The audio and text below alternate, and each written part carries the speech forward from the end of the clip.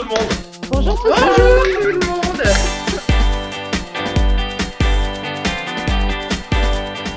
Non, alors il y a ta fille qui tape sur le clavier, c'est bon. Non, J'ai l'impression qu'il y a un mec qui démolit le mur derrière.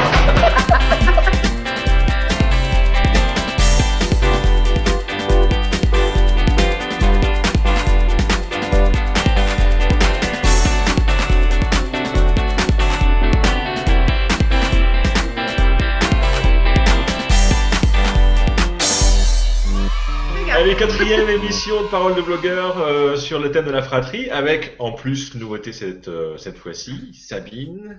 Ouais. Donc, Sabine est associée, bienvenue Sabine. Merci. Donc on va parler donc des fratries, comment gérer les fratries. Donc ça commence par l'accueil du bébé, enfin du deuxième bébé. Chez vous, est-ce que ça s'est bien passé, l'accueil du deuxième enfant? Et est-ce que vous avez préparé en amont l'arrivée du bébé? Est-ce que vous en avez parlé avec l'enfant? Nous, pour les jumeaux, forcément, on en avait beaucoup parlé. Ouais. Et en fait, on nous a mis une pression folle en disant il va falloir l'emmener chez le psy, ça va le traumatiser, 2 enfants d'un coup. Et finalement, ça s'est super bien passé une fois rentré à la maison. Parce que c'est vrai qu'à la maternité, il s'était mis à bégayer. J'osais même plus lui parler. Et en fait, dès que j'ai mis un pied à la maison, ça s'est complètement arrêté. Isa, je vais rajouter une question. Donc si déjà ça s'est bien passé, et à quel moment tu l'as annoncé, toi? À quel stade de la grossesse tu l'as annoncé? Elle avait 2 ans, donc j'ai dû l'annoncer quand j'étais enceinte de 3-4 mois, je pense. Et ça s'est bien passé sur le moment. Elle attendait vraiment avec impatience son petit frère. Et... Moi, j'ai jamais annoncé avant. Déjà que ça se voit en fait, parce que le temps leur paraît déjà tellement long, et pour avoir connu une fausse couche, c'est la même chose. Je préférais attendre, en tout cas pour les enfants, le 3e mois, parce que expliquer une fausse couche à un gamin de 2-3 ans, c'était un petit peu coton. J'avais une discussion avec mon fils, donc 4 ans et demi. Je lui ai posé la question. Je lui ai dit mais t'en penses quoi de ta petite sœur? Alors oui, c'est super machin, parce qu'il est très gentil, donc il va rien dire. Et je lui ai fait lâcher le morceau jusqu'à ce qu'il me dise bah ça serait super qu'il déballe son sac, quoi. Ça serait super qu'on la jette à la poubelle. Je dis ouais, je comprends. Enfin, je suis vachement allée dans son sens. C'est du moment où on a dit ça et où moi aussi j'ai dit ouais, moi aussi je suis fatiguée, moi aussi je trouve ça chiant parfois, mais c'est comme ça. Donc eh ben on fait avec, on va apprendre à vivre avec. Toi aussi, moi aussi, et voilà. Et c'est pour ça que je pense que ça s'est bien passé. Il y a sûrement d'autres choses. Pendant la grossesse, on peut lire un max de livres bébés. Choupi attend une petite sœur, c'est notre favori. Et il y en a énormément des sympas, quoi. Ouais, il est un peu niais. Hein. Oui, mais il marche bien. C'est Choupi en Oui, même mais il temps. marche bien. Le conseil que je peux donner, c'est de pas dire à l'aîné c'est un cadeau qu'on te fait d'avoir un... Voilà. C'est pas un cadeau. Non, mais tu sais, moi, j'ai toujours la phrase que j'avais vue dans ton bouquin, là, c'est Faber, je crois, qui disait, voilà, c'est comme si votre mari rentre un soir chez vous et qui vous dit, je t'aime tellement que j'ai pris une maîtresse. Les gamins, c'est vrai qu'on a tendance à leur dire, bah, c'est ça, c'est génial, ça se passe super bien avec toi, alors du coup, on va faire un petit frère, une petite sœur. Je trouve ça assez sympa quand même que le jour de l'accouchement, quand les aînés viennent voir à la maternité, qu'il y ait une petite chose de prévue pour les aînés que le bébé a ramené. Hein. Ouais. Vous aurez compris que c'est le parent. Mais ouais, désolée, j'ai pourri le groupe. Bon, là on a évoqué le bébé et le grand frère ou la grande sœur, mais quand ils sont déjà grands, quand les deux sont déjà grands, les relations se compliquent un petit peu forcément. On dit que souvent que il y a rivalité et fusion à la fois. Je sais pas si pour vos enfants c'est la même chose. Je le vis, mais pas tant que ça.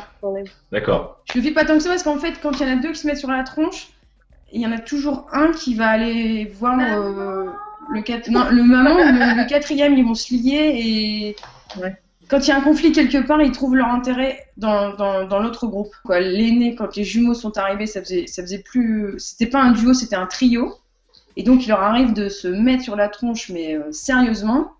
Mais c'est très vite réglé et ils s'entendent quand même plutôt bien. C'est vraiment un groupe, quoi. J'ai vraiment des fois l'impression d'être face à un groupe. Ouais. C'est pareil, ils se gueulent dessus 5 minutes et à la limite, j'aime encore mieux quand ils s'engueulent parce que quand ils s'ententent bien, c'est pire, quoi. Ils font que des conneries, ils gueulent, ils jouent au chien. Ils ricanent. Voilà, ils ricanent. Ils foutent de notre gueule. Et tu les engueules et ils en ont rien à foutre, mais rien. Voilà, et ils se foutent de notre gueule. Voilà. Ouais. Alors, comment vous les gérez justement les conflits? Moi, si vraiment c'est violent, je les sépare parce qu'ils se battent. Et je les mets chacun dans une pièce et je leur demande de réfléchir et je ferme les portes. Sinon, je les laisse gérer. Voilà. Quand ils étaient tout petits, j'ai évité qu'ils se mettent vraiment dessus physiquement parce que j'avais un peu peur pour le petit quand même. Et je fais comme Natacha, en fait. Quand vraiment ils commencent à trop hurler et que ça tourne mal, je les sépare. Et en général, au bout de 10 minutes, je les entends aller taper chez l'un ou chez l'autre. Bon, bah, on joue à quoi et c'est reparti. Ouais, c'est pareil ici. Il suffit que je leur dise chacune d'aller dans leur Voilà. chambre pour que dans la minute, ça se règle. Ouais. Alors, Ouais. sinon, ça aurait duré pendant 3 Voilà. heures à se chamailler. Il y a notre lectrice de Bordeaux qui nous demande si on prend parti pendant les conflits. Non. Ah oui. Non. C'est pour ça que j'interviens pas, moi. Ouais. En fait, je pense que sérieusement, quand ils sont tout petits et qu'ils n'ont pas les moyens de se défendre encore, entre guillemets, ou de s'exprimer correctement, là, ça vaut le coup peut-être de pousser un peu plus loin, de savoir qui a fait quoi, ou en tout cas d'essayer de protéger physiquement le plus petit. Je tente de leur expliquer qu'il y a des contextes différents, ils sont différents, et donc je donne pas exactement la même chose au même moment à tous les deux. Et là, je citerai le fabuleux livre Faber Maslich que tous les parents devraient lire. Et il y a quelque chose qui a vraiment amélioré. Tu parlais du rapport à l'individu. C'est le fait de pas comparer systématiquement les gamins. Et on le fait tous. Hein. Moi, la première, le matin, quand tu gueules, mais regarde, elle a 2 ans, elle s'est mettre ses lacets, toi, tu sais pas. Alors moi, maintenant, je focalise sur l'individu. Je dis, c'est très bien, tu t'es habillée toute seule, tu es à l'heure, c'est très bien. Et les autres, systématiquement, et moi. Alors je ne parle pas de vous, je parle de lui. Est-ce que vous faites attention à bien passer du temps avec chacun d'entre eux?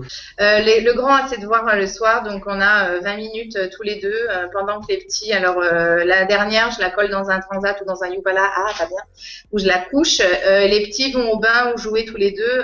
Je leur apprends beaucoup à être autonomes et je leur explique que j'ai besoin d'un temps pour chaque enfant. Je les couche, le grand, je le couche plus tard, ou du coup, lui, il est grand, donc il a le droit de rester avec nous et de discuter. Il y a des trucs comme ça pour les différencier. Au quotidien, c'est quasi impossible. Je suis un peu comme Natacha, je donne des privilèges, on va dire, de grande à la grande. Après, ça m'est arrivé, dès que je peux, j'essaie d'en caser un avec une nounou et de prendre l'autre, l'emmener quelque part. En fait, moi, j'ai une technique pour passer du temps avec eux quand mon mari est là, donc c'est plus le week-end. Même si j'ai une petite course à faire, je les emmène avec moi en voiture. J'en prends qu'un, voire 2, et je les interroge sur l'école, je leur demande. Et je me souviens que ma mère faisait ça avec nous, parce que nous, on était 5. Et j'ai gardé un peu ça. Je pense une question qui peut intéresser les lecteurs, c'est souvent la question qui revient. Qu'est-ce que ça change de passer de 1 à 2, de 2 à 3, de 3 à 4, etc. J'avais une crainte, et c'est un peu idiot, mais je craignais de pas l'aimer de la même manière, ou tu vois, de pas l'histoire de partager son amour, etc. Tu vois, finalement, ça se fait naturellement et ça se fait bien. Est-ce que ça change dans les faits? C'est que t'es hyper crevé à chaque enfant, à chaque bébé, quoi. Donc, mais moi j'ai trouvé que c'était le plus dur, c'était de 1 à 2. Ouais. Ah ouais, c'est ça. Moi, c'était 2. Ouais, bah moi, la grosse, c'est la dépression postnatale. Elle est venue après le deuxième, elle est pas venue après le premier. Hein. Mais bon, c'est vrai que ça a été un grand bouleversement quand même et une grosse remise à plat, quoi.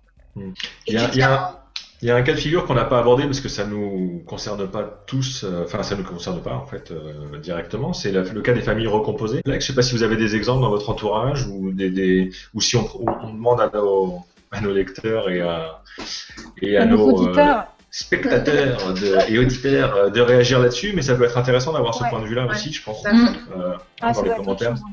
Donc on vous invite, vous, si vous êtes dans ce cas de figure, à témoigner. Bon, je pense qu'on a fait à peu près le tour du sujet. Bien, merci beaucoup à toutes pour cette émission.